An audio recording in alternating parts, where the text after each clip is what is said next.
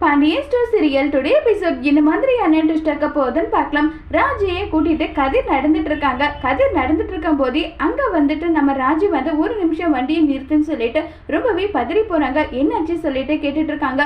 அதை பார்க்கும்போது அந்த ரவுடி மாதிரி இருக்கான்றாங்க. இங்க பாரு ராஜி, உன்னுடைய நகை வந்து கண்டிப்பா உனக்கு கிடைக்கும். நீ எதை நினைச்சு கவலைப்படாம இரு. அதுக்காக நீ இப்படி எல்லாம் நடந்துக்காத. உன்னை பார்க்கும்போது ரொம்ப கஷ்டமா இருக்குன்னு சொல்லிட்டு ரொம்பவே வருத்தப்பட்டு பேசிட்டு இருக்காங்க. நம்மளுடைய கதிர் வந்து உடனே ராஜியும் சைலண்டா அங்க இருந்து கிளம்பி போயிடுறாங்க. அடுத்ததான் நம்மளுடைய மீனாவும் அதே மாதிரி செந்திலும் நடந்து வராங்க. செந்தில் வந்து மீனா கிட்ட, சாரி மீனா, என்னை மன்னிச்சிடு, நான் வந்து படிச்ச கேள்வியில பாதி கேள்விக்கு தான் எனக்கு பதில் தெரிஞ்சதுன்றாங்க.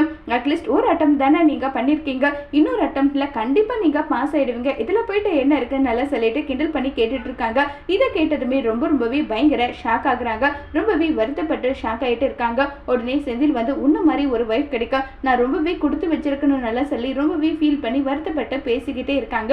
அப்ப வந்து பாத்தீங்கன்னா நம்மளுடைய செந்தில் வந்து உனக்காக கண்டிப்பா நான் கவர்மெண்ட் வேலைக்கு போகுவேன், நீ கவலைப்படாம இரு நல்லா பேசிட்டு இருக்காங்க.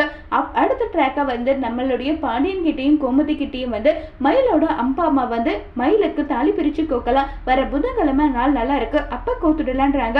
ஆமா, அதே மாதிரிதான் மீனாவுக்கு ராஜுக்கு கூட நாங்க வந்து தாலி பிரிச்சு கோக்கணும்ன்றாங்க. உடனே மயிலோட அம்மா வந்து எங்களுக்கு வந்து நாங்க இருக்கோம் என் பொண்ணுங்களுக்கு செய்யறதுக்கு, ஆனா அப்படி ஒண்ணும் கிடையாது, மீனாவுக்கு ராஜுக்குன்னு சொல்றாங்க. என்னுடைய மருமகளுங்களுக்கு அப்பா அம்மா ஸ்தானத்துல இருந்து நாங்க எல்லாமே பண்ணுவோன்றாங்க. 5 பவுன் செயின் எடுக்கலான்னு இருக்கோம், அதெல்லாம் ஒண்ணும் வேண்டாம், எங்க 3 மருமகளுக்கு 3 பவுன்ல செயின் இருக்கு, அந்த 3 பவுன் செயினை வந்து நாங்க கொடுக்குறோம் நல்லா சொல்லிட்டு பேசிட்டு இருக்காங்க. இதை கேட்டு சந்தோஷப்பட்டுட்டு இருக்காங்க.